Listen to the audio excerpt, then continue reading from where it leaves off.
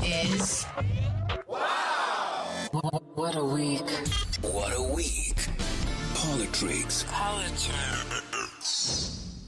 Eta Dumelang, and welcome to another episode of Wow What a Week, #Politricks. This week, the US and Iran hit pause, but will it hold? The UN says the Boeremag trial violated fair trial rights. A deputy mayor fires a gun in public and gets charged under the Environmental Act, not the Firearms Act. The Concourt tells the EFF the PhalaPhala judgment in a month. Lesufi hands treasury to the EFF, and ANC's own structures are fuming. ActionSA wants Minister Tolashe fired for lying to Parliament about Chinese luxury SUVs. And Sergeant Fannie Nkosi grenade Nkosi's house, guns, a grenade, cash, and cold case dockets. Let's get into it. So Fannie Nkosi give Bruno Mazinyano, so already grenade. The kids are going to ask who's Bruno Mars. Yeah, fresh. Good morning to the followers and the viewers. Welcome to another incredible week. Yes, bro. You can even see the number of topics you have moved from traditionally 4, then we are 5, 6, now we're at 7 topics in 1 week, and we can't cover everything.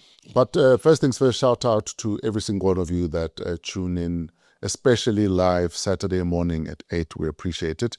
And to those that interact with the topics, agree, disagree, debate, argue, fight, cry, as long as we are having a conversation, we're moving forward. Yeah. We might not agree on things, but we are moving as long as we are listening to each other. So thank you. Yeah, thanks. Thanks. It's very humbling, actually. And those who takes the clips from the podcast and go and start debates and discussion in WhatsApp groups and colleagues groups, we really, it's humbling, and it's very appreciated. And even other media channels that listen here, copy, and have discussions, some acknowledge to us to say, hey, we're listening to you, that's why we look nice and sounded clever. We really appreciate it. And that's also very humbling. There's nothing wrong with getting inspiration from other Exactly. From other I listen to other channels as well. Exactly. Hold on.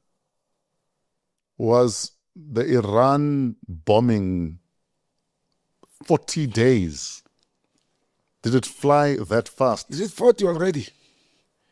Yeah, man. When did these people start? Around Valentine. Oh, yes. Oh, yes. It's almost 40 days. Yeah. That's wild.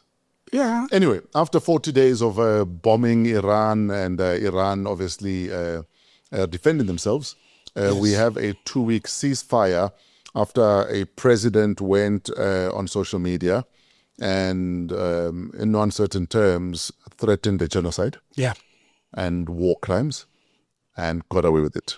Let's talk about the ceasefire. And further planning to use weapons that the world has never seen before, and to say they will wipe off Iran off the map and send them back to civilization. And I think the steadfastness of Iraq as a nation and the people of Iran as a nation against the aggressor of the USA and Israel, it has helped them as a nation. They would rather die defending our country and our nation. I mean, the United States can sit and boast that they have killed Ayatollah Khomeini, the supreme leader of Iran, and many other military as well as government leaders. But for the people of that nation and the military, the IRG, to stand up against the aggressor and in defense of their country, that's what self-determination and self-defense is all about. Because Iran has never been the aggressor in this whole process. But fresh, also what helped to push this situation to the corner, it is countries like the Republic of South Africa, members of the BRICS states, as well as some other countries in the African Union and the European Union, who stood up and said, not at this time, not in our name, and we are not going to create a corridor, a path for the USA to can destroy another sovereign state as the aggressor. For the very first time in many years, the European Union, even if they failed to critique and call out the USA and the state of Israel, even if they fail to call them out, but for them to say, you will not use our airspace, you will not use our support, you will not don't involve us, it's your war, face it. That also, sent shockwaves in the world to say, people are not just against America, but they also don't want to drag their nations into the aggression of the United States. And look, Fresh, when yourself and Trevor actually, I was taking a rest and you broke the news to me that there's a draft, 10-point proposal. Yes. The first thing I reacted to you and Trevor is that this looks too good to be true. Because when I look at that 10-point proposal, it's actually the demands of Iran. Then you ask yourself, what did the United States of America table during the negotiations in Pakistan? You understand? What did they table? What did they have at hand for them to table? Because I only saw what Iran wants. And now it got the supporters of America divided. Israel, Saudi Arabia, and the United Arab Emirates. I am actually shocked and disappointed by the UAE to side with Saudi Arabia. We know. No, but they know which side the bread is buttered. And sometimes it's not with your brother. But Fresh, what does the UAE need from the United States? Because if it wasn't of them housing the American military bases, they would have not been affected. Iran would have not sent missiles or drones to them. What is it that they're benefiting from USA? Because they've never been the aggressors. They are known to be a tourist destination. They are an oil-producing country with crude oil. And with their oil, they managed to build a tourism industry that is generating revenue for them as a country. Why do you want to get involved in military things that you won't be able to handle? And your country as the UAE, it's affected economically because tourists don't move now. Some are stuck there, some are no longer going there. Your oil can't move through the Strait of Hormuz. So you are actually at a losing point, and you are more volatile to be attacked by Iran or any other neighboring country as a tiny little country than anything else. So I don't think it's wisdom. The Saudi Arabian government, we do understand why they will side with America, because remember the basing of the dollar. I mean, the price of the oil on dollar, that happened in the early 70s. It was signed of or led by Saudi Arabia. Yes. And that will understand that they've got one of the biggest militaries in the world, thanks to the USA arming and funding them like they're doing with Israel.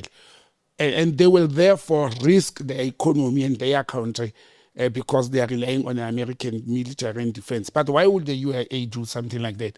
But again, I think when I look at the 10-point plan and whether they had agreed to the issue of Lebanon or not, I think Iran comes out of this temporary ceasefire as the winner. America has been ashamed. They've been humiliated. No, but the White House, but the White House says this shows that President Trump is a powerful negotiator. What do you mean Iran is the winner here? Where did President Trump negotiate? His delegation was there led by Vance and a special envoy. I forgot the name, with something. And the vice president, Witkoff, yes, he's a special envoy to this conflict. Now, how is he a good negotiator when actually what I term a temporary ceasefire is actually more to the advantage of Iran? Iran didn't start this war. Iran responded, we didn't start this, we'll defend ourselves, and this is what we want, including the disputed issue of Lebanon. Iran is saying our brothers of Hezbollah in Lebanon, they've been on our side even before this war. We are not going to go to any peace negotiations for as long as Israel continues to attack Hezbollah or the people, general, people of Lebanon or residents who are not going to any peace negotiations. And I think that's a very principled position that Iran has adopted. Now, looking at some of Iran's demands, because some of these demands they were already told before that it's a no-go area because they want to enrich uranium. Yeah. They want to continue with having control over the Strait of Hormuz. Yes. They want primary and secondary sanctions to be done away with. This sounds to me like this is our shopping list, and hopefully we'll get more than less of what is on the shopping list. Because there's no way America is going to accede to possibly most of those, including the enriched uranium concession. Look, the enriched uranium concession, I think, is the bone of contention. If you look at all other things, Yes. the United Nations, America-sponsored sanctions, whether they are the primary or the secondary ones, those are soft challenges because Iran can still trade via BRICS and other neighbors or friendly states.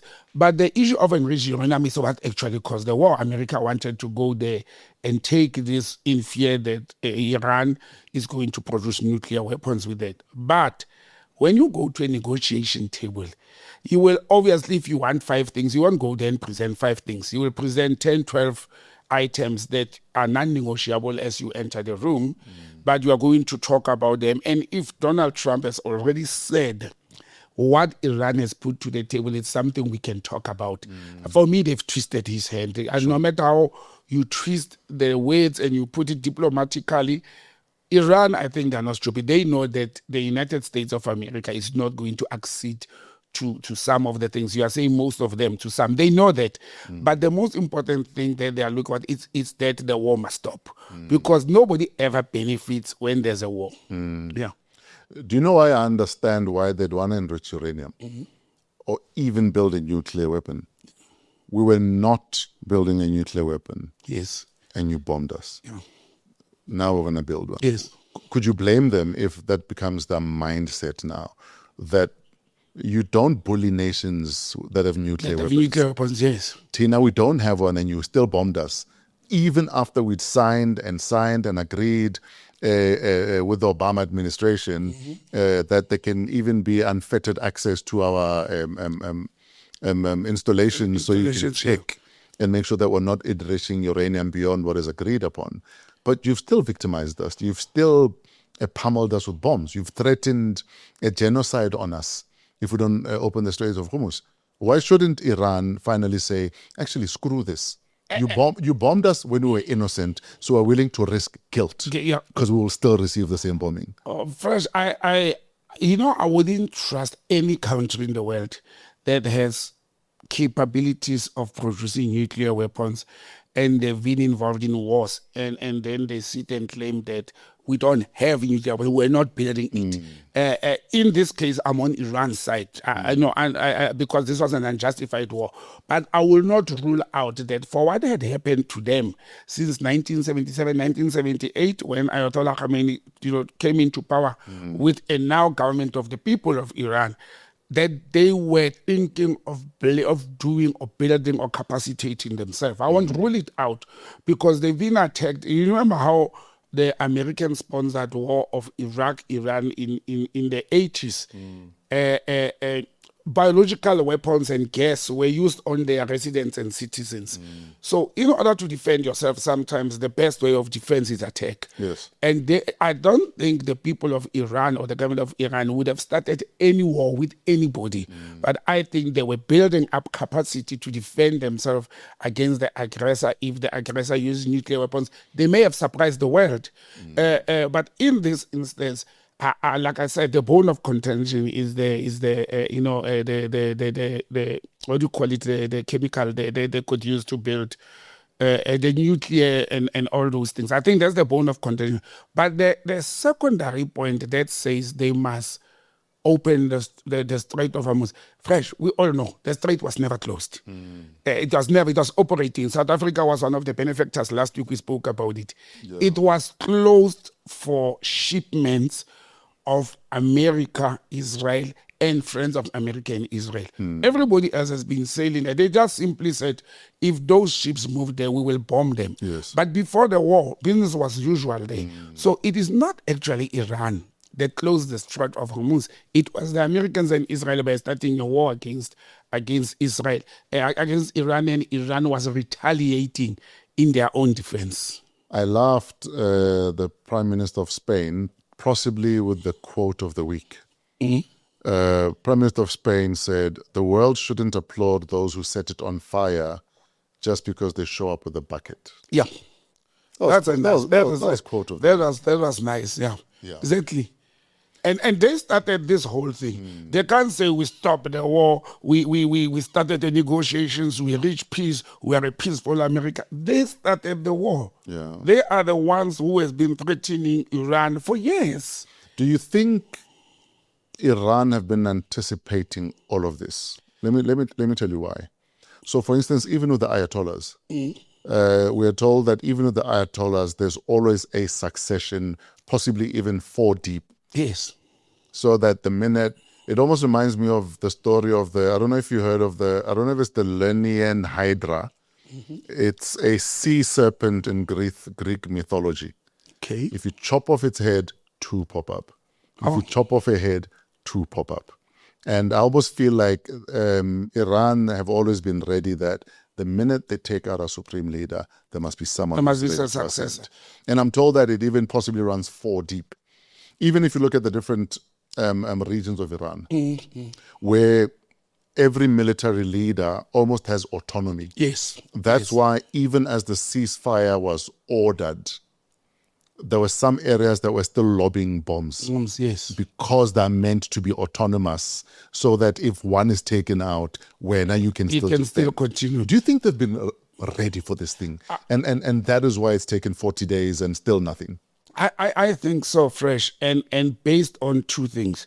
Based on historically how America has been attacking Iran, even via third countries, Yes. like using Iraq at some stage. I think based on that, also based on the fact that it has happened that the United States of America has done a regime change before Ayatollah.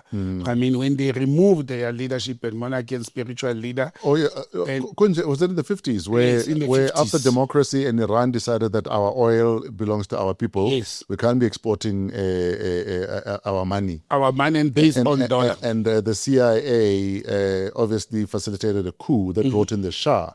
Exactly. And this Shah was a problem. That was the problem. So they knew.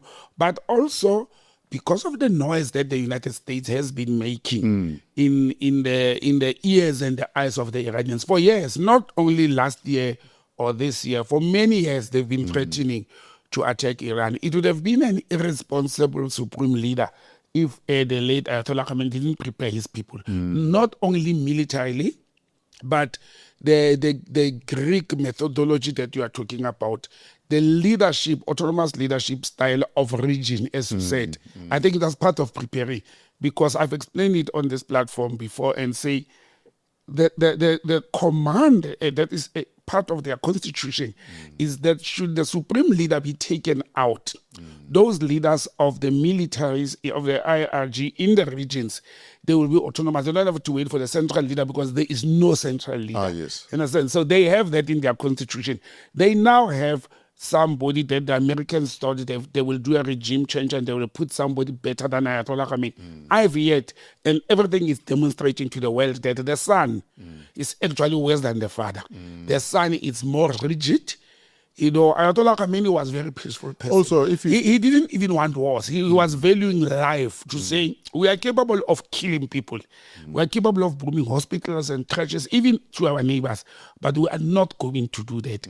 And they underestimate the 2 heads that popped out to say, when we kill their brass band in the intelligence and the military and the supreme leader, we are done with them. They'll be dislocated. Because normally there's an old saying, I like the Sesotho one, you know, Shapa Mutisadi Nkud Kalan. You just hit the shepherd and the flock will be scattered all over.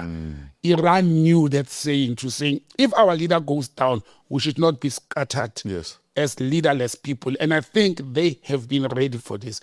That's why the resistance, and they could contain the American, you know, the American military power, it's based on, if not nuclear, the lesser one is on Air Force.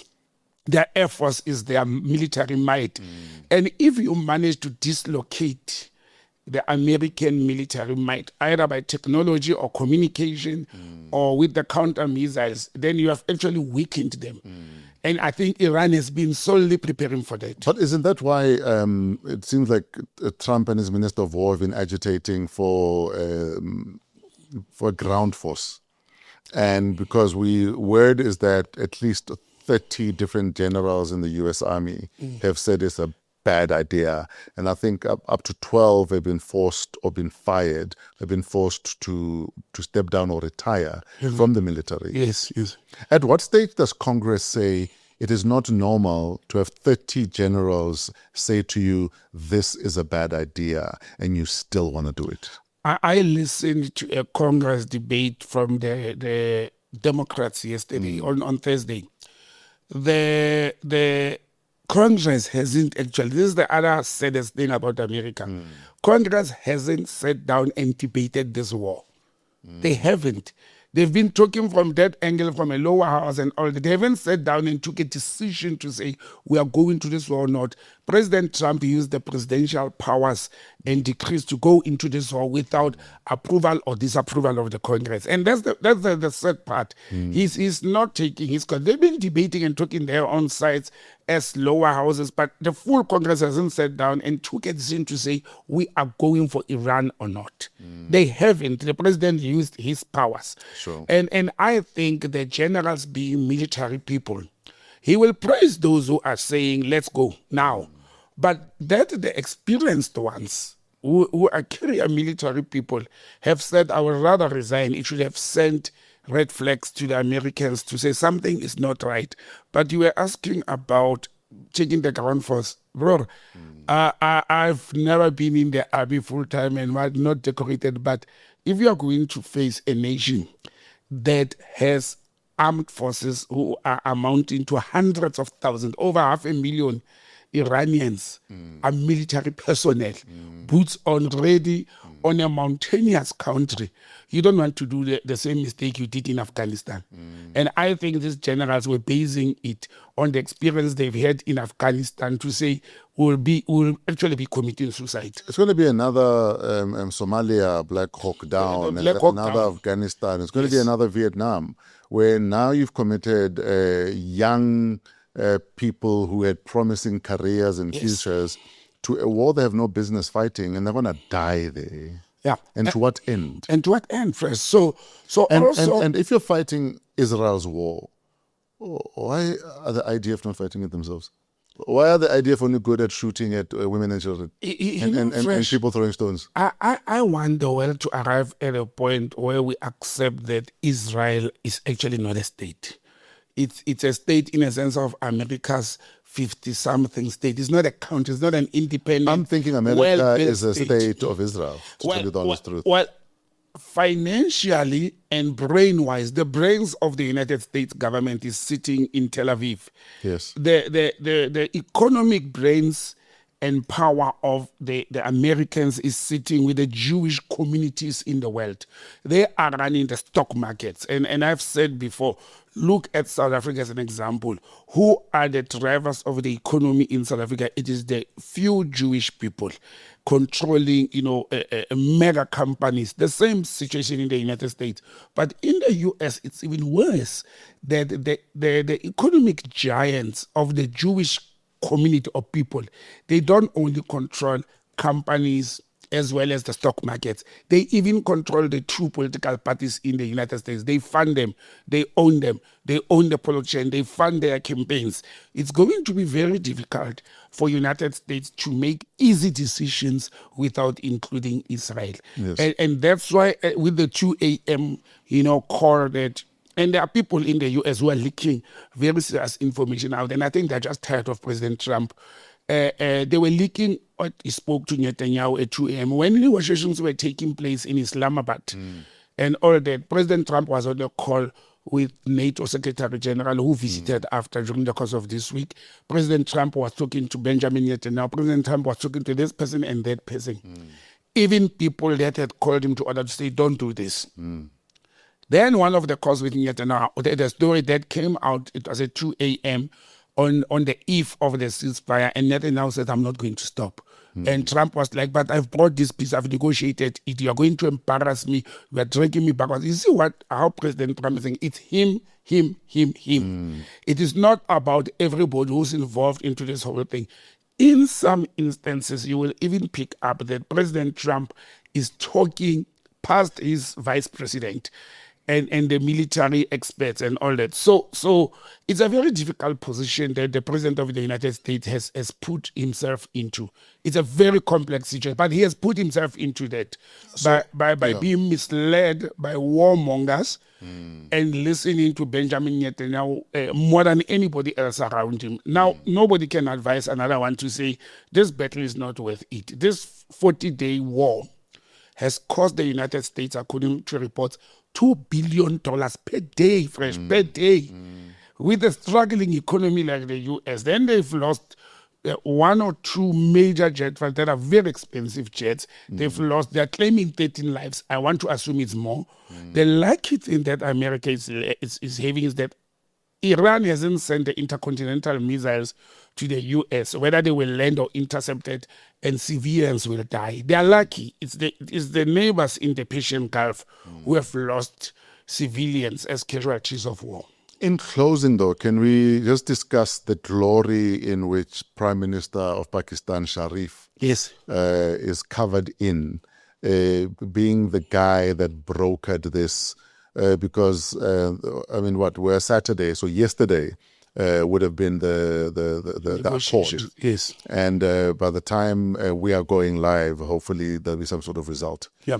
But the fact that, chances are it'll go down in history as the Islamabad Accord already covers him in glory. If anyone is a winner, apart from the price of oil and the markets are rallying after the announcement of the ceasefire. Prime Minister Sharif is covered in glory, surely. Look, for his sake, I hope this ceasefire lasts 2 years, as they said. Why does it have 2 weeks date? I don't think it will last. Personally, I don't think it will last. But so far, he has brought up something faster than any other, what do you call them, negotiator or middle person. Not the UN, not the UN, not NATO, not the EU, yeah. Nobody. This is groundbreaking. And as well, you know what's the nice thing I like about this? It's an Islamic state. For the United States to come to the table and listen as the mediator being part of the Islamic states, I think it's a big thumbs up. I'm glad that these negotiations did not take place at the venues of the allies of the US, like Saudi Arabia and one of those countries in the Gulf. I'm also glad that it was brokered by a country that is being seen to be impartial.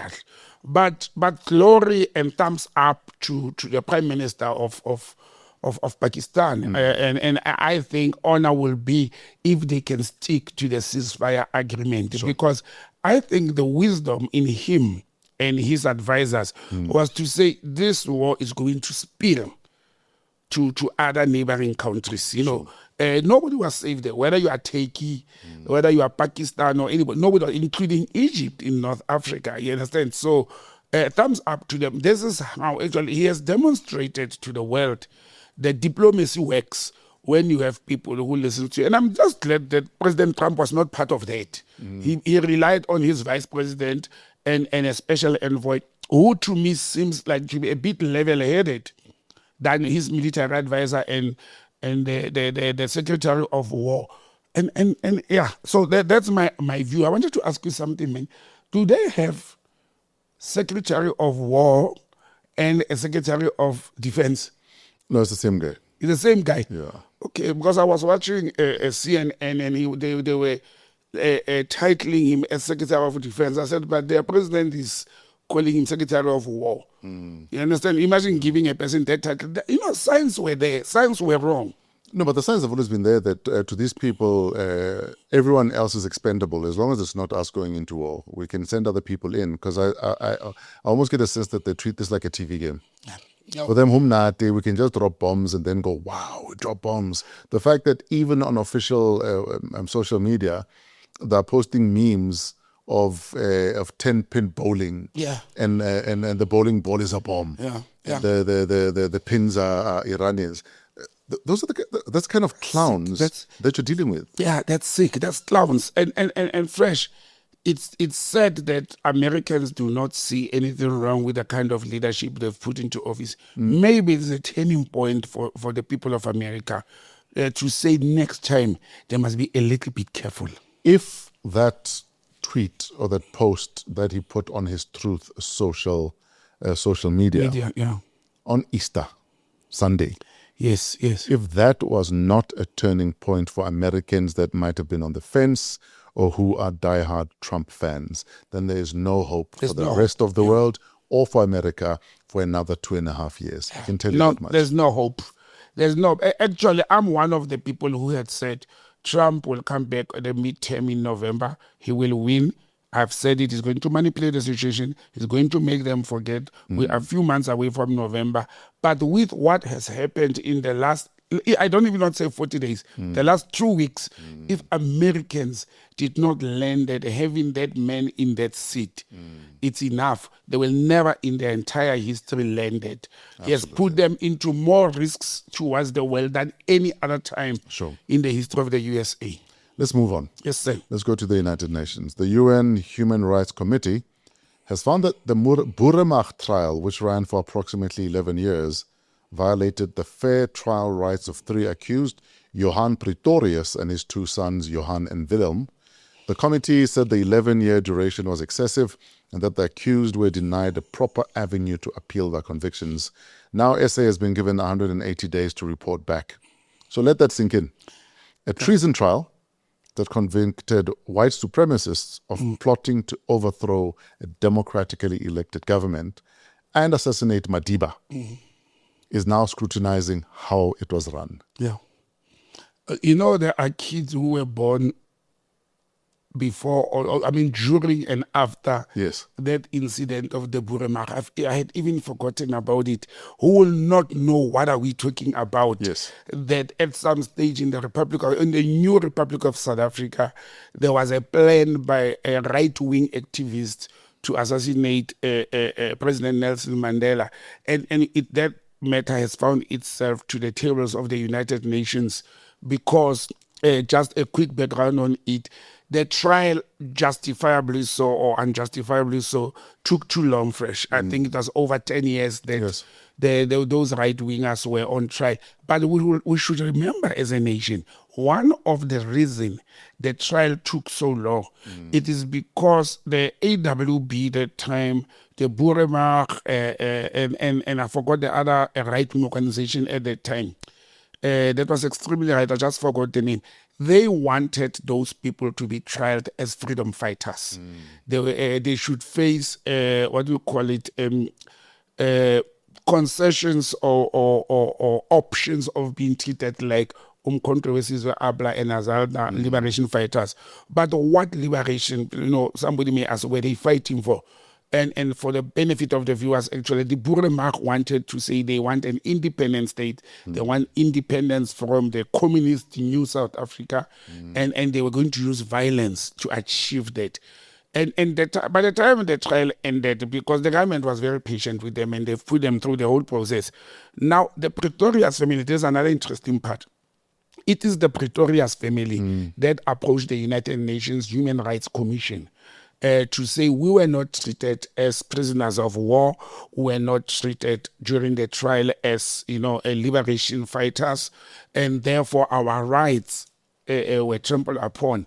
And sadly for us as a nation, the United Nations on Thursday came out with an outcome to say, when they look at this matter humanitarianly, they don't look at the politics of it, the South African government, although the Boeremag, when they went to the UN, they took the ANC to the UN. But the United Nations correctly has come back and said, no, it's not the political party. It's the government. It is the government of the Republic of South Africa. And one, the trial was too long. Two, humanitarian grounds were, as prescribed by the UNHRC. In fact, they say it fell short of the international standards under the International Covenant of Civil and Political Rights. Exactly. But the guilty verdicts still stand. The guilty verdict stands because remember the UN court, it's for humanitarian as well as administrative and processes. It's not whether you are guilty of have you committed that crime or not. That was not part of the mandate and what they had to look into. And all they can do is recommend anyway. Yeah, exactly. The UN recommendations, non-force. It's just that South Africa, and I know our foreign policy, we respect international treaties and laws. South Africa would want, another country would have said, we have heard the recommendation, we are not accepting them. Another country will do that to say there was a fair trial in the country. They caused the delay, as I've explained earlier on, and they were treated humanly in terms of our domestic constitutional laws and rights. Because why didn't they go to the Constitutional Court internally and run to the UN? Also, Fresh, I think at that time, we blinked and we made a mistake as a nation. South Africa should have defended this matter, and I'm talking on hindsight now.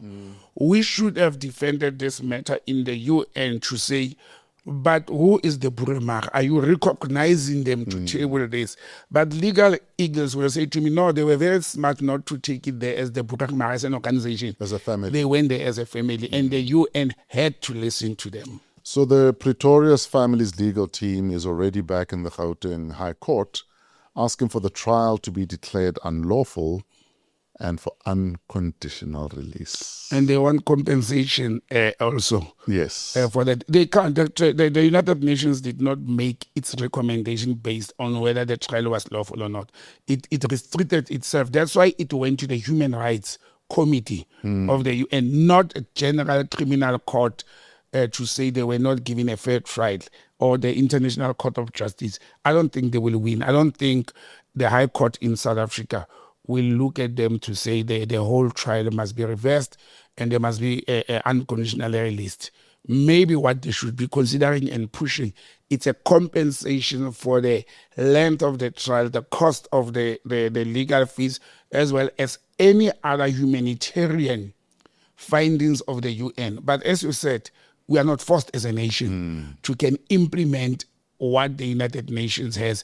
This may cause an uproar because there are APHLA forces who are still languishing in jail in South Africa. In jail. There are controversies, operatives and candidates who are still languishing in jail as ANLA forces. And it is because when the Republic of South Africa in 1994 came into power, because the apartheid government had already declared those who are living as criminals, not as freedom fighters. I'll make one example. I know of people from APHLA who were in operations for what we used to call fundraising, cash in transit heists and robberies. Robbing banks and stuff. Robbing banks in order to fund the liberation movement. Yes. They were sent to prison for criminal activities. They were not robbers. Looked at as robbers. Tried as robbers. Yes. Now, if we are going to sit and give this recommended option to the Boeremag or to the Pretorius family, families of former APHLA, Mkhonto and Azanla guerrillas who are languishing in jail, they are going to rise as well. And it will cause a very, very serious, justice headache for the Republic. And I don't think we should be dragging our feet into that. But Fresh, again, we are a constitutional democracy. They may go and use the argument that the government has made provision now for the Ceasefire Commission to look at the recommendations of the TRC. Yes. So the Boeremag or the Pretorius family, let me put it that way, have an option now to can go to court and say, we want to be given the same, privileges like those families, the Biko families, and the Kalakas families who are now sitting at the Justice Kapempe Commission. They may demand that.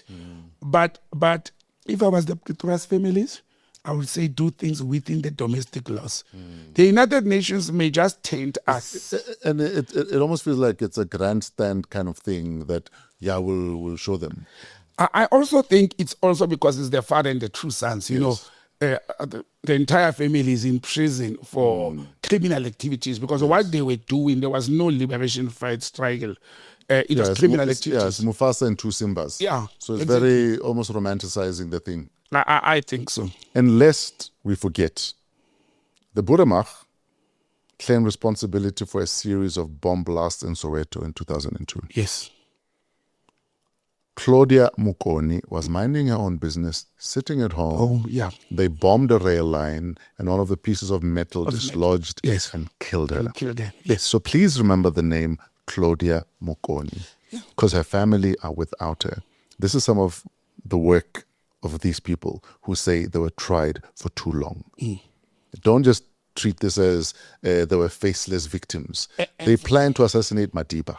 They planned a coup. Over 1,000 kilograms of explosives were manufactured by these people. They bombed the Buddhist temple in Brackenspruit. Never forget that. Imagine bombing a temple. Yeah. So there are casualties of, and it was not 1992 or 96 or 98, 2002. We were already 8 years into the democratic South Africa, and they decided to start a war. Yeah. Personally, no to the UN, you can keep your report. But I'm going to pay attention to how Minister Lamola and Minister Mamuluku Kubai are going to react to these United Nations recommendations. Remember the name Claudia Mukoni. That's all. Let's move to the Western Cape. Yes, sir. So, a gun-toting deputy mayor charged under the Environmental Act. Deputy Mayor Nokuzola Noksi Kolwapi will be charged for contravening a regulation of the Environmental Conservation Act after a viral video from December last year showed her firing a 9mm pistol into the air at her son's Umgidi celebration in KwaNokutula in Plettenberg Bay. So not the Firearms Control Act, the Environmental Conservation Act. So she's being charged with making noise and not with endangering people. Discuss. I'm not laughing, Frank. Marks. I'm not laughing. I think we should send that question to the National Prosecuting Authority. Yes. Why would they charge a person for making noise with a firearm that she claims it was? We spoke about this case. She said it's a toy. She said it's a toy. So she must show us the toy. It's a toy. But because I don't know a toy that recoils like that. I would like to get that toy because at least it would be a nice self-defense thing.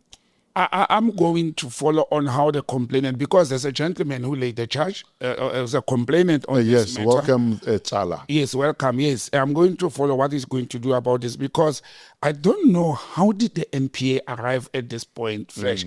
I don't care whether it's a lady, it's a woman, she was excited. She's a leader of a society. She's a leader of a political party. She's a deputy mayor, of a town or a village or a district. It doesn't matter.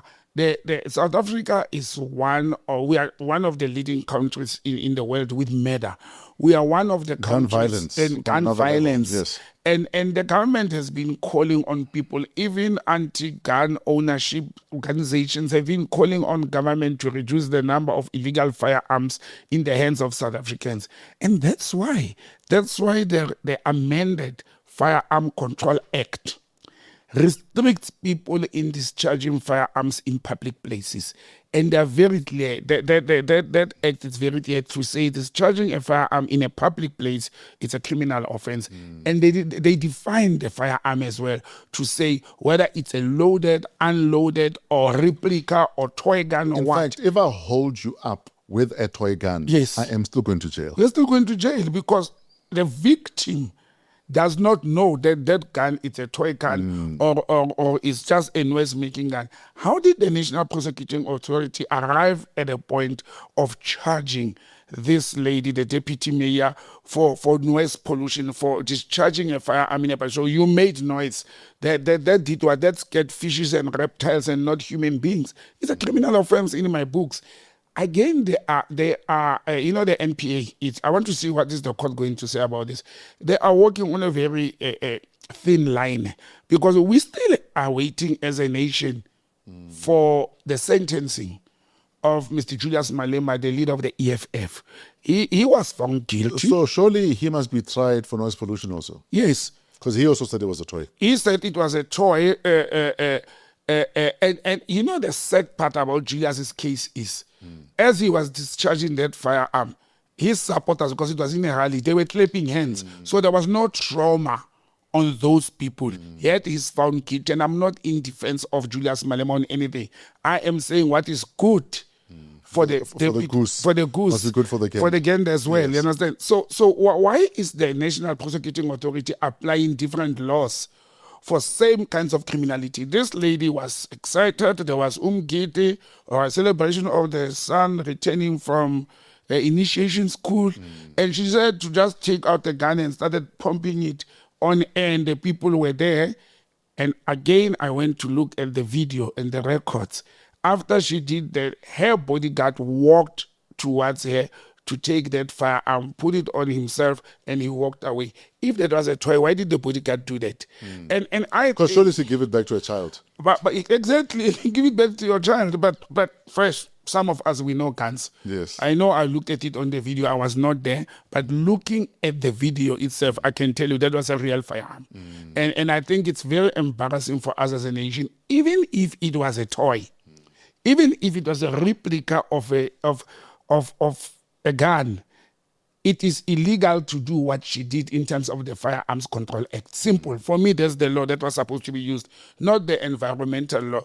Now does it mean when people are going to fire, I know the municipal bylaws don't allow us to discharge firecrackers, what do you call crickets, the fireworks. Fireworks, yes. At residential areas because of pets, and they may injure family and all those things. And it's governed by municipal bylaws.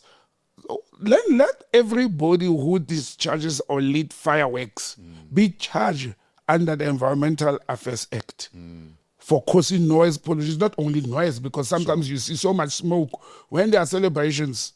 Are they going to now start charging when people celebrate New Year or Diwali or whatever? I think we must also include VW Golf GTI drivers. Because the cars at some stage go brr, pa. No? EW is not going to like you for that. And often people look like this Yes. as soon as the car passes, because you don't know what the noise is, Yes. and Yes. it could be a firearm being discharged, in my mind. So you're brandishing an exhaust system that is intimidating people. Yeah. So you must also be charged.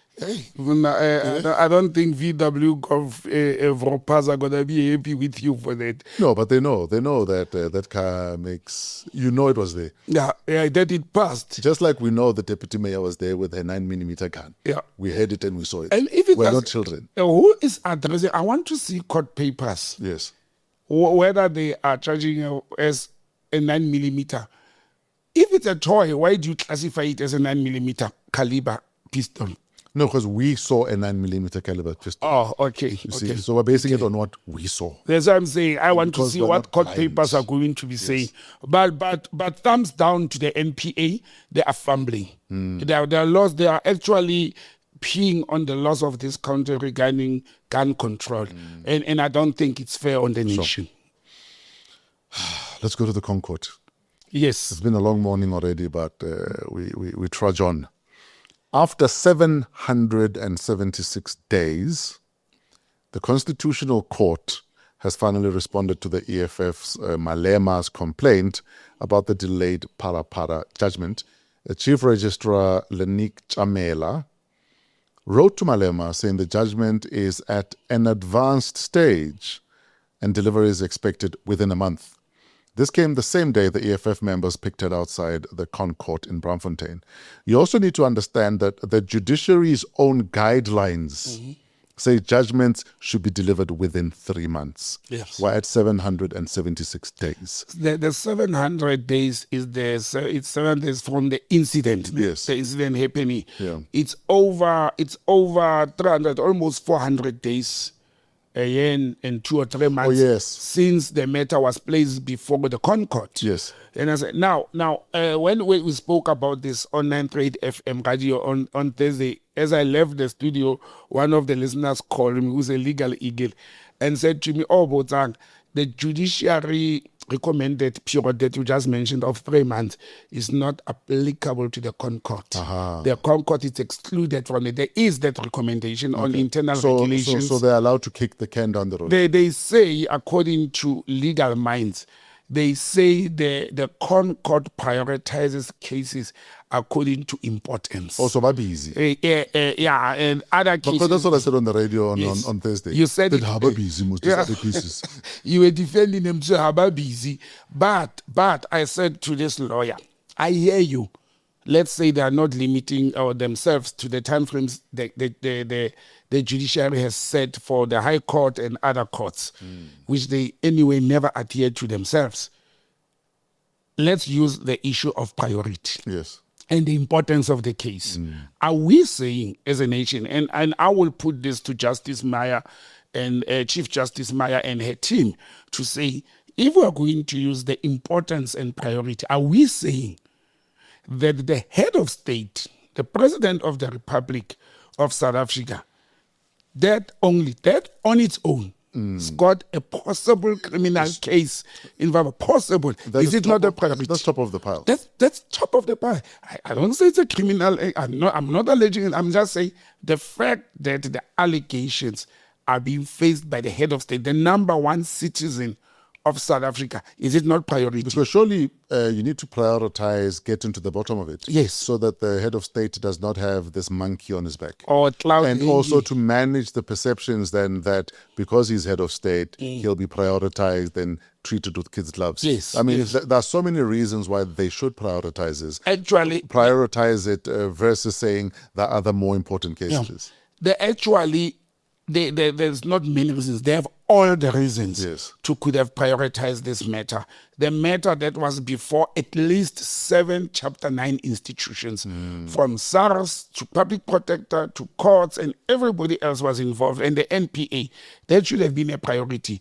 And for the national, not for the Constitutional Court and the Chief Justice Office to wait for the members of the opposition party, the Economic Freedom Fighters. And again, thumbs up to the EFF. They've demonstrated the best interest of the nation by putting pressure on the Concourt. For the Concourt and the Chief Justice to wait for a political party, which is in the opposition benches, to oppose them in a demonstrative, protest performance, for them to can respond to the same day. Fresh. Same day, according to what you read, they wrote back to Malema and say, sir, in 1 month, we have been busy, we'll issue a decision in this regard. Why did they wait for that? They are not helping the face of the judiciary, which is already under pressure from the media, from the critics of President Ramaphosa or the GNU, to say even our judiciary is interfering and getting involved into political squabbles. Yes. So they are not helping the judiciary in this instance for taking them. We don't want to know whether President Ramaphosa is guilty or not. We want the judiciary to do its job, fair and square for everybody. For me, this matter of PhalaPhala should have received priority. The fact that, let me tell you why I say they had all the reasons. The fact that when the matter was brought before the Concourt, by whoever, the Concourt set a date as quick as possible. It's more than a year they've heard and presided over this matter. It shows that even them as the Concourt, they realize that this matter needs urgent attention. That's why over a year ago, actually it's a year and 2 months, if not 4 months, that they presided over this matter. Yes. Now, all that is left is for them to come with a decision. You can't tell me that all those Constitutional Court judges, none of the 7 or the 9 of them is sitting and saying, this thing of Ramaphosa and PhalaPhala, will see it one day. This is a thorn in the eyes, ears, and hearts of South Africans. Those who support Ntate Ramaphosa and those who don't support him, I think we all want closure of the PhalaPhala issue, if there is closure. Because there's a lot at stake. We cannot say it's not priority that a forex or foreign currency in terms of dollars was found in the mattress or the couches of the head of state, and you said that's not a priority to be heard by the highest court of the land. They should have long made this decision, and I think we as citizens of this country, we should call Justice Maya Areswabise and say to the team, let's issue this report in 3 weeks, not 4 weeks. Yes. I think the EFF has done the right thing, but the Concourt has failed us as a nation in this instance for justice delayed. And it's not justice to us in Ntate Ramaphosa. It's justice to us as citizens, that I can take BRICS currency or euros or Zim dollars and put them in my fridge and transport it to my farm somewhere in Lihuruts. And as long as the deal was not concluded, I have not transgressed anything. Yeah. The deal was not concluded. We had a Mustafa here brandishing in handwritten invoices on Christmas Day that he had bought buffaloes. We want to get to the bottom of that. Yes. Because whatever precedent you're setting then will determine what we do with our dollars. Exactly. Exactly. What if I have some pullers there? I want to put them in my old mattress and transport them to Lihorutsi. Yeah, but is it okay? But the zebra that you're buying, because you didn't conclude the thing, Yeah. you can't declare them yet. Yeah. see. Well, fresh. What is I've always said about this case? What is the law saying in carrying, using, and transacting on foreign currency? Simple. Yeah. I don't care you are a DJ Fresh or you are President Ramaphosa or you are Mr. Viljoen. I don't care. What is the law saying? Sure. Can we move on? I'm tired already. The ANC Veterans League says it does not believe the appointment of the EFF's Dunga as Gauteng Finance MEC was made with service delivery in mind. The ANC Youth League in Gauteng has also rejected the reshuffle, saying it lacks youth representation. Panyaza Lesufi is seemingly under siege from within the walls of the castle. We spoke about it last week that we actually predicted that Panyaza Lesufi is going to be under siege from inside. Remember I said from the factions of the ANC internally. I've learned that the Women's League have entered that. When the ANC Youth League, you see, I want to expose the narrow-mindedness of the ANC Youth League leaders. When they are saying he didn't consider the youth, this guy is a young guy. He's young. Yeah, Dunga is young. He's very young. He's a youth. Now, are you saying it had to be a youth from the ANC? It cannot be a youth from any other political party. That's where we are narrowing politics. We are not looking at a bigger picture. We discussed it last week, and I said the Gauteng government needed a budget to pass. And if you don't have the outright majority, you will rely on the other parties to can get the government wheels moving. If Premier Lesufi has relied on his wisdom as the leading person in the Gauteng provincial government to say, I would rather go with the economic freedom fighters as opposed to any other party, that's what they should be dealing with, and don't personalize this thing. Don't say because it's Dunga from EFF or Panyaza Lesufi is not taking as serious as ANC structures. They may talk as the structures of the ANC, but we should not forget that the Constitution of the Republic of South Africa gives powers to the president, the premier, and the mayor to can appoint their own executives. But Dunga was removed from a similar position as finance MMC in Ekurhuleni. Yes. And Snuki Zigalala says, you can't bring in a lion and say that lion must take care of your sheep. Well, I wish that Zigalala could not have double standards to have appointed the Patriotic Alliance, to have appointed the Democratic Alliance and the PAC and everybody else who are actually jackals as well as tigers in the bush to come and take care of the chickens in the ANC. Why is it okay that President Ramaphosa can appoint John Steenhuisen and anybody else and Kenny Kunene in the mayor of Joburg is the mayor of ANC, Dada Morero, who appointed Kenny Kunene from the Patriotic Alliance. It is President Ramaphosa of the ANC who appointed Gauteng McKenzie of the Patriotic Alliance or anybody else, Nyonso of the PAC, into the ANC-led government of national unity. Now, this is Snuki Zikalala. What is he saying? Is it okay that the ANC can go to bed with everybody else except the economic freedom fighters? Is that what if that's what they are saying, let them say it publicly to say, put anybody else in that position except from the EFF. And they should be able to give primarily their followers and members. Why not the EFF? But why the DA? We even have the Freedom Fund Plus, which is sitting in key government positions in this country. They were co-opted. They were not voted into those positions. They are having 2-3 seats in parliament, and they are sitting with the Minister of Correctional Services. I don't think the ANC Youth League, Women's League, and the veterans, they are applying their mind properly to can want the government of Gauteng to struggle to pass a budget so that municipalities and services can be rendered as opposed to who is occupying that position. That's one fresh. And I said it last week.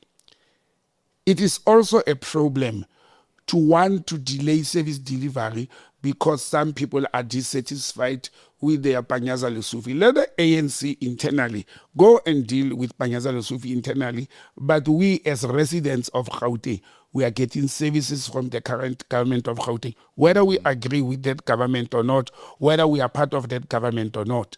I wonder if the Lesufi could have appointed a member of Concourt to that position. What would they have said? Concourt is a party. Yes. What would they have said? But I think they are being childish as sour grapes, because where it suits them, in Tshwane municipality, for example, you've got an ActionSA mayor. Sure. You've got councillors in key positions of EFF and ANC in the city of Tshwane. Sure. Now, where was the Veterans League of Snukisi Kalala, the Youth League of the ANC and the Women? Where were they when Nasipa Moya appointed MMCs of city of Tshwane from the EFF and the ANC? Some could argue that those appointees had never been removed from similar positions with clouds hanging over their heads. But are we sitting in a position, and I'm talking from a naiveness position, Yes. Are we sitting in a position where there's a cloud hanging over Dunga? Did he do something wrong? Is he facing charges of maladministration, corruption? If that's the case, then let's not appoint and let's remove everybody else in government position who is facing charges or what do you call it, allegations of maladministration. Because the allegations were of poor financial performance and non-compliance. First, if I've been in government for almost 8 years, if anybody says poor performance and non-compliance to regulations should not be considered for any position, trust me, 90% of civil servants will have to sit at home. 90% of civil servants, actually 100% of ANC employees themselves would be sitting at home. Sure. Because we are sitting with position whereby people were actually found guilty of wrongdoing and they've been recycled by the same political party. The same Snukisi Kalala was at some stage sitting in the, what do you call that, committee of disciplinary, whatever, of The step aside, the integrity committee of the Yes. ANC. How many members, leaders of the ANC who are in government from top to bottom have sailed through that integrity committee that Snukisi Kalala at some stage formed part of and they were cleared? How many? And he doesn't see anything wrong in that. The ANC itself has a policy that they adopted of step aside. When do you step aside? Once you've been charged. Once you have been charged. So once you do wrong, as long as there's no charge sheet, there's nothing wrong with you. The same must be applied to everybody. Sure. And I think they're being childish and politically immature. They don't see that the ANC is no longer a governing party. The ANC does not have numbers anymore. It's a JV now. And now you must, on that joint venture, you must start looking for friends. And if Panyaza Lesufi and his cabinet and comrades in Gauteng are thinking the EFF is the best person to go into the joint venture with, let them go and contest that internally. Now they are washing their dirty linen in front of us.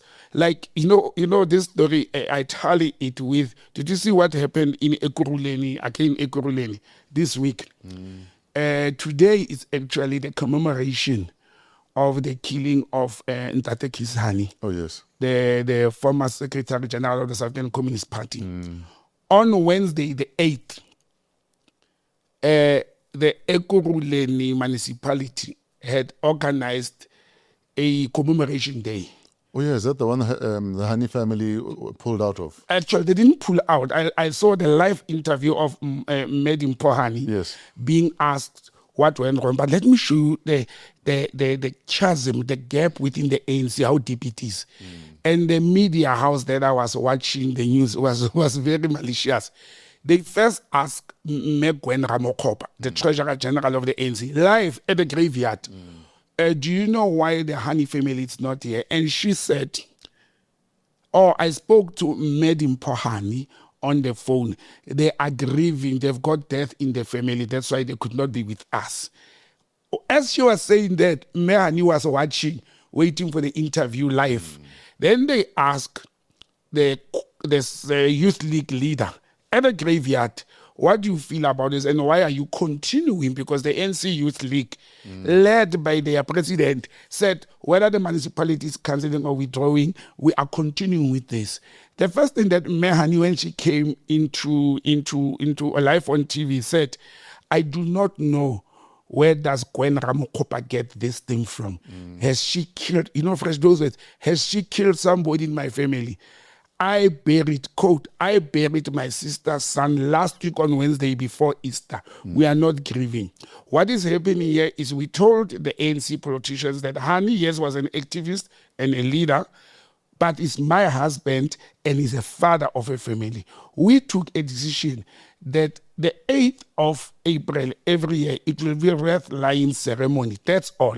And it's family and few people. The main event should happen every year on the day of his assassination. And she explained that it happened last year as well. So the commemoration of the assassination of Ntate Hani last year happened in the Eastern Cape, but the wreath laying happened in Ekurhuleni on the 8th. This year it's happening in Mpumalanga. And Hani says, as she drove inside the graveyard on Wednesday morning, she saw that there's a commemoration and party and marquees and what, she turned. So it is not true that she's grieving, and she said it in her own words. And it is also, for me, a little bit disrespectful, even if the late Mr. Hani was a leader of the society. The last commander-in-chief of Concourt, which is the Liberation Army. You still have to respect family. You cannot go and honor and do things outside, engaging family or against the family wishes and wills. But the last thing that happened, they called on Mr. Solima Paila and leaders of the Communist Party and said, we will do anything with the family and the way the family want. Why am I mentioning all this? To demonstrate the divisions within the ANC. The Youth League says something, the Treasurer General says something, the Communist Party, which claims to no longer be part of the alliance, says something else, and the family says something. And you think that organization must still fight the likes of Lesufi to try and bring unity amongst African people. Looking at Ntate Hani. Yes, sir. And commemorating his life. Yes, sir. And his sacrifices. Whose needs should take precedence? The family or the organizations you're a part of? Look, Fresh, as I said earlier, the answer is the family. And I'll explain why. Ntate Hani, before he was a South African Communist Party Secretary General or Concourt Liberation Army Commander-in-Chief, he was a human being. Then he became a man, a father, a family member, and all that.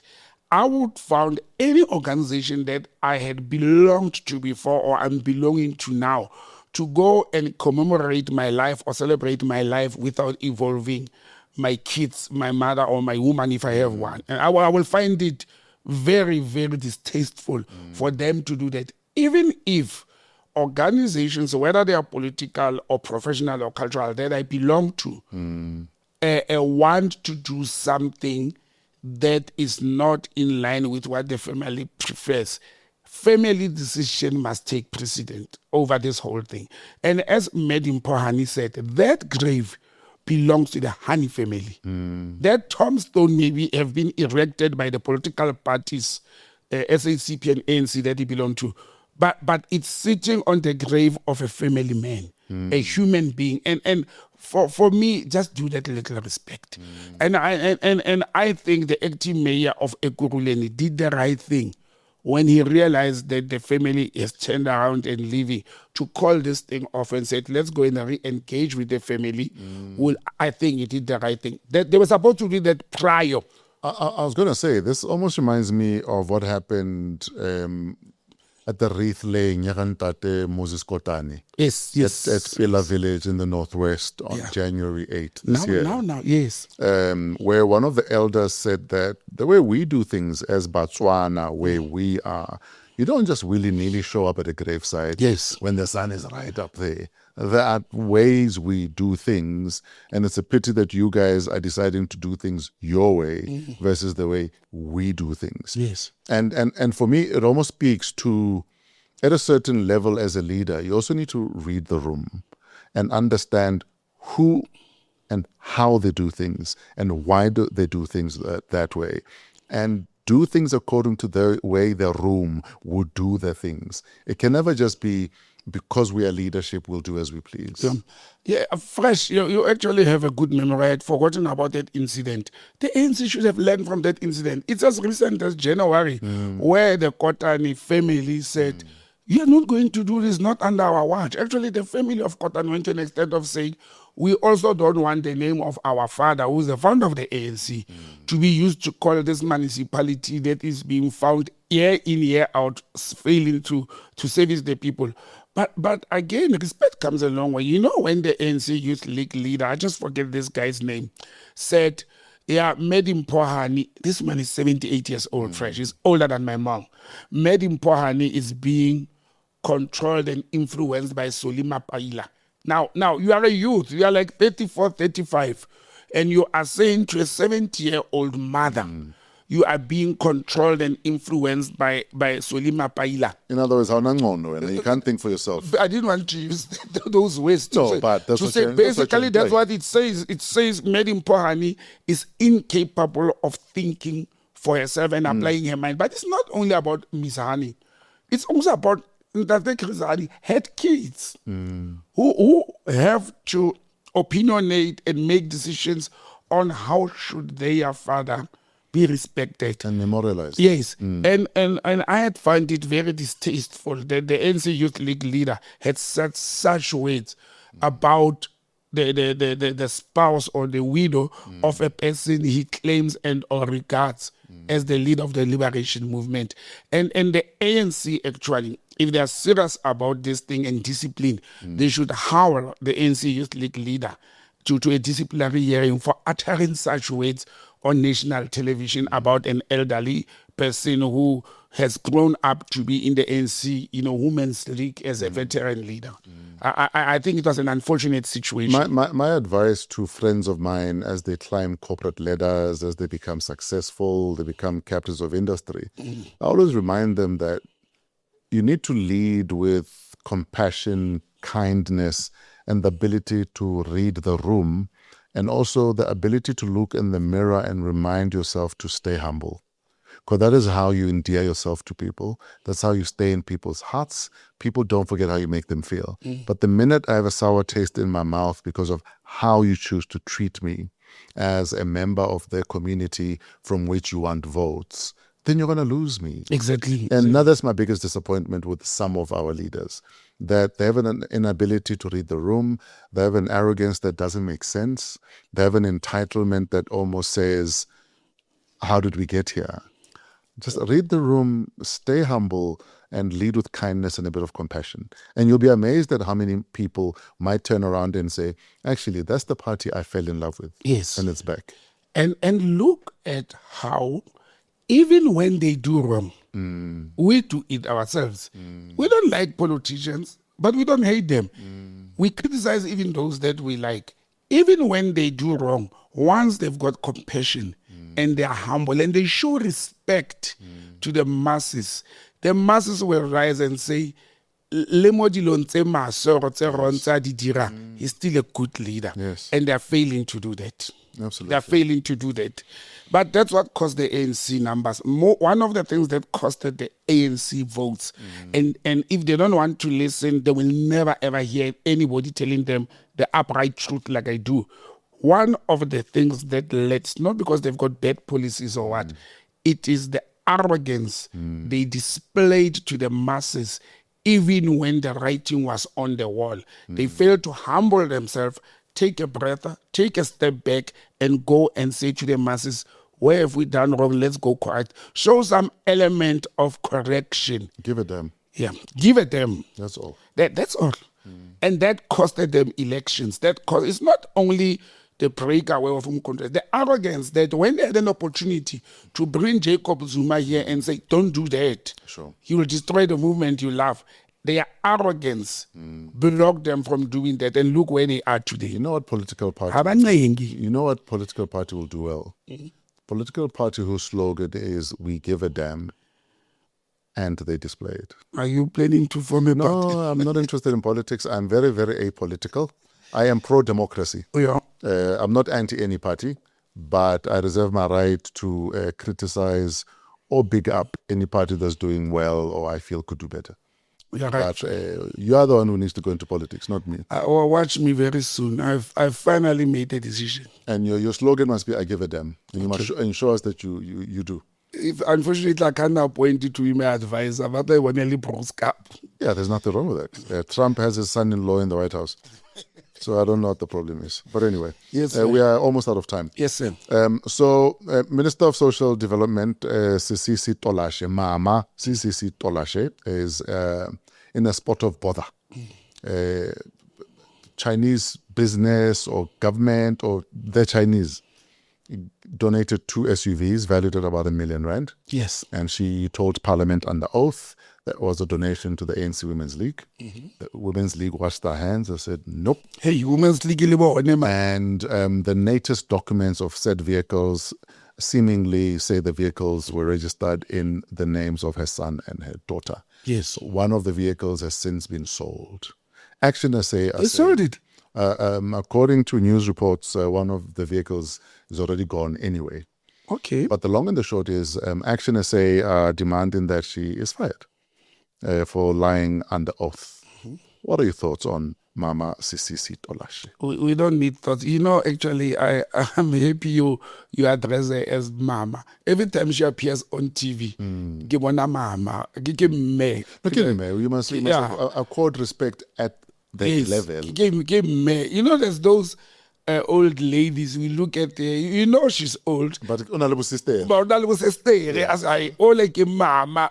And look, the minister has been in trouble, and it's not the first time that she's before the portfolio committee. By the way, they called her in this week to come and explain the utterances and or allegations of ActionSA. ActionSA has, in the meantime, the ActionSA, what do you call it, member of parliament, has opened a case, a criminal case. And ActionSA has written to President Ramaphosa to actually dismiss and not even have a hearing. Don't waste time. In December 2025, when ActionSA got, a glimpse of this matter, they wrote as procedural questions to her to explain those 2 SUVs. She didn't respond. In January, February 2026, they go back to that with now further information and evidence that, and I went to check. I know we spoke about it on Tuesday in the radio, then I went to check after. Remember, I was not sure whether it is the Chinese authorities, officials, or the Chinese business people. The documents of ActionSA say is the Chinese authorities, officials. So it could be from government. It could be, yes. Officials could be from the embassy or the consulate or the trade mission. So that is very serious. That tells the story. That tells the story. Now, for the minister to go and lie under oath in parliament, they should be knowing that when they are in parliament, they are under oath. To lie and say, no, those cars were not donated to me or to my family. They were donated to the ANC Youth League. Women's League. And the ANC Women's League comes back and say, we don't know anything about that. That's game over fresh. President Ramaphosa must just do the right thing. He must not even reshuffle Tolashe. Must recall her because he will be setting a wrong precedent for keeping her in parliament and in the cabinet for lying under oath. If you could whisper in her ear advice, yes, sir, would it look anything like, if you did the honorable thing, you might still be the hero of the story. Yeah. And just step down and say, it was an error in judgment, I could have done better, I should have done better. In Chareleng, Kineleng, and I apologize, I'll do better next time. Don't you think that will cover in more glory than sitting there entitled or absolutely waiting for number one to fire decide? Yeah, absolutely fresh. You don't even have to give reasons and say it was an oversight, what. Or you don't even have to link Decide. it to this. Yes. You don't even have to link it to this. Don't just resign from my position. That's it, and leave it there. I've decided, I've thanked President Ramaphosa for giving me the opportunity to serve in his government. The people of South Africa who voted me into the parliamentary seat. I am resigning from government politics, and you will leave it there.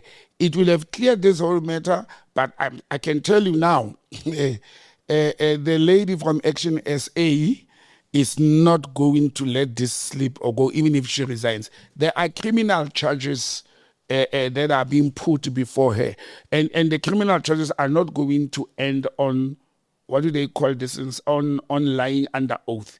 They are also going to an extent of non-declaration of assets and gifts you have received.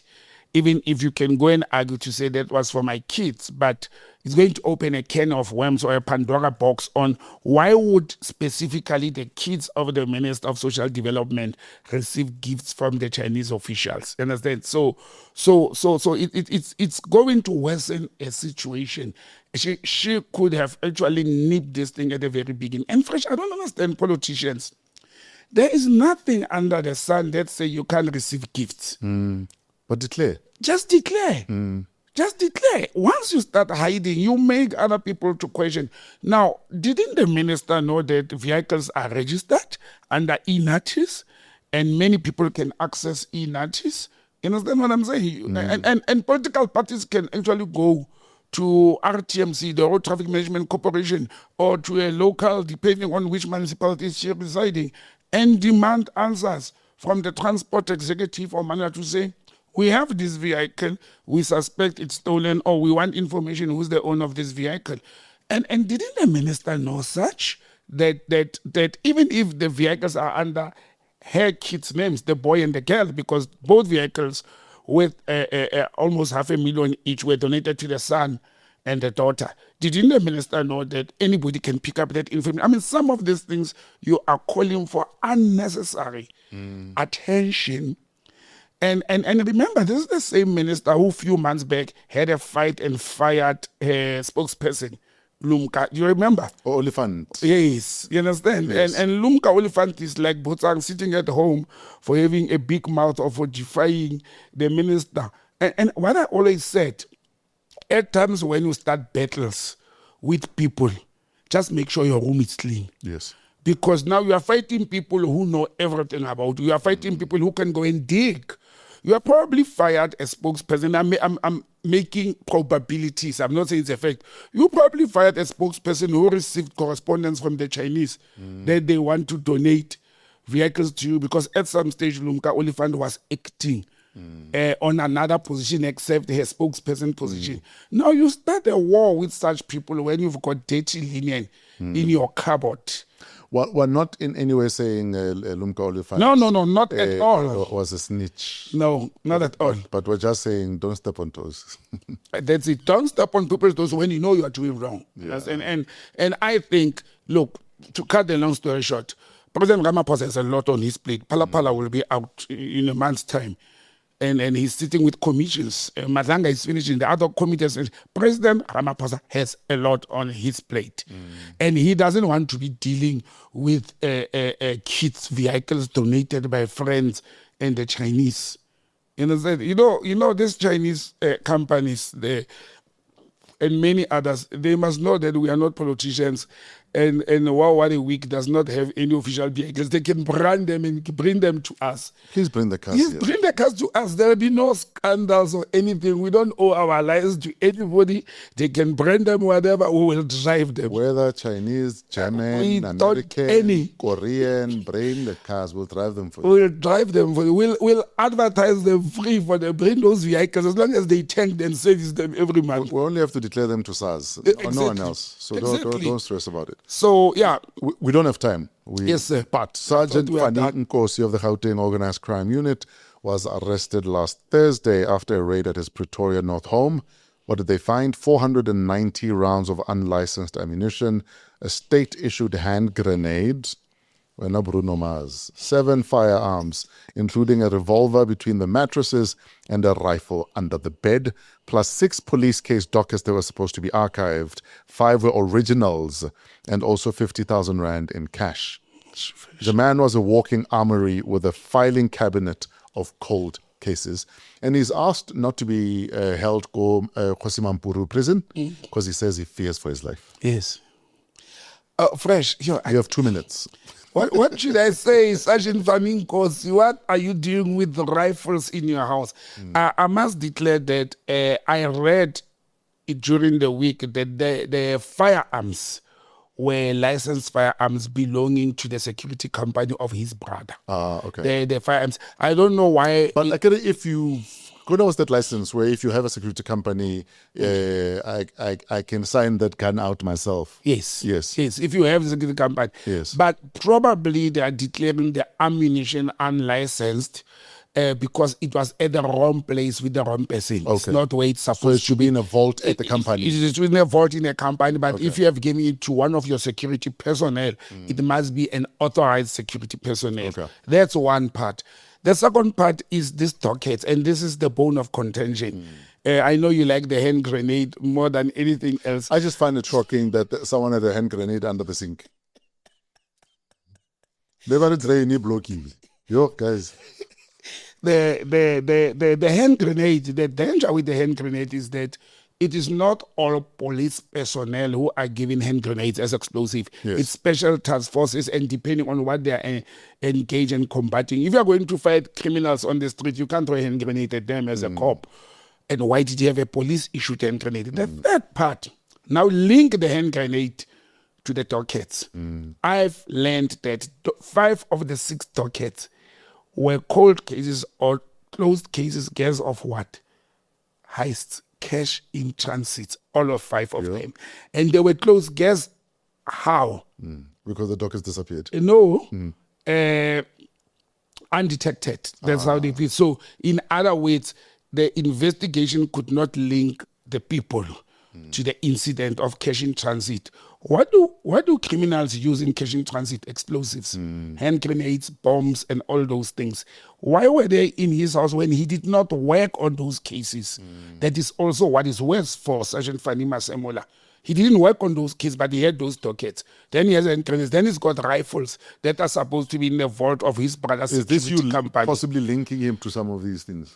Probably he knows the people. He is fearing now during his bail application on Tuesday.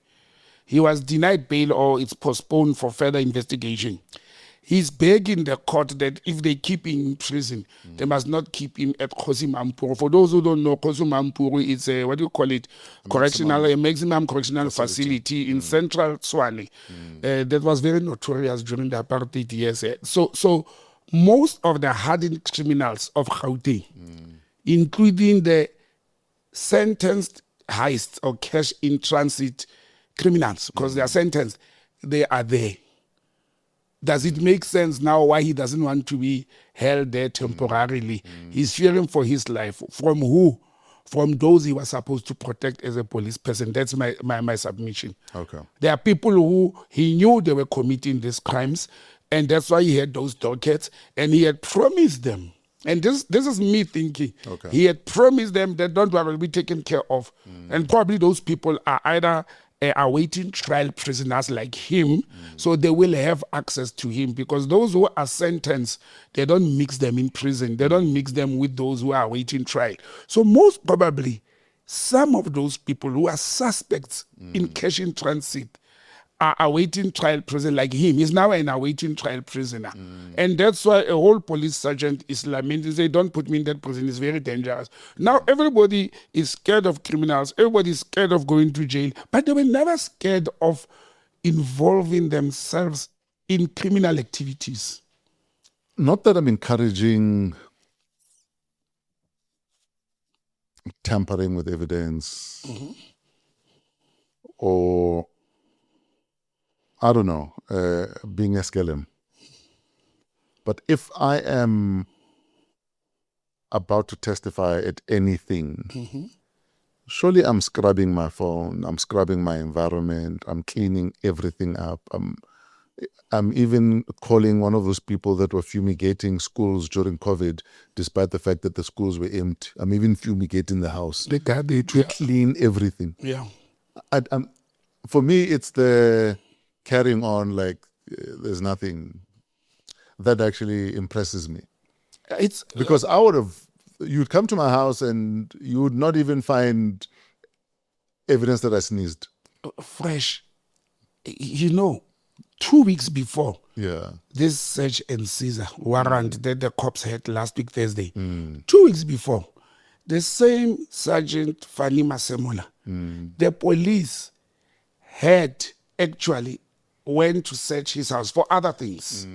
2 weeks before. Now you want to tell me that in the 2 weeks he was at Madlanga Commission, couldn't he remove those things from his house? Or did he bring them after the cops were gone, thinking, now they are gone, let me put those things back in there? But as a law-abiding citizen, I want to sit here and say to my family members and friends who are policemen, crime doesn't pay. You are hired, you went to college, you were trained to come and protect civilians and citizens and assets of this country. For you to take hand grenades that were supposed to go and fight criminals and protect your own family, for you to risk your career. The man is over 10 years in the police service, and you go and you blow your career for what, Fresh? Why would people do such things? You endanger people's life, you endanger your career, you just blow it under the zinc. Who in this damn age still put rifles under the mattress? They remind me, and Mayor Ndlela will kill me for this, how we use in the late 80s to put Scorpion rifles in the ceiling of Mandela's house. And something in my mind used to say, but man, because when the cops come, one of the first places they go to is that thing they call a trap door. Yeah, the trap door into the ceiling, yes. Yes, that's and I'm like, but why are we doing that? Why do we keep guns in there? Then we came with the idea of digging, under the dog's kennel and putting them there, or under the lawn, and then you put guarding chairs so the cops will be walking on top of our rifles. And Sergeant Fannie Nkosi, as a policeman, he should have known that you don't go and keep dockets and a hand grenade and ammunition under the zinc. I mean, like you said, we are not encouraging criminality and criminal behavior. Now I'm saying one thing: don't do it at all. If you don't do it, you never have to hide anything. I don't have to hide anything. But you were asking, why would they do that? It's brazen. They're so brazen, Fresh, that the system had protected them so much. They never thought they will arrive at a point where they'll be questioned from a minister to a sergeant. Because a sergeant is a very junior rank in the police. So you can see he was always protected by an upper layer. But this Madlanga Commission and the allegations of General Mkhwanazi has actually opened the Pandora box where everybody is being exposed. Sure. And there's no layer to protect them anymore. As the people would say on the street, the chickens have come home to roost. And trust me, more and more of civil servants, not only the police, it's going to come out how we have been involved in criminal activities. Some unaware, some stupidly so. But a criminal activity, I'm not going to go to court and say I was naive. It is not going to work. Sure. Thank you, B.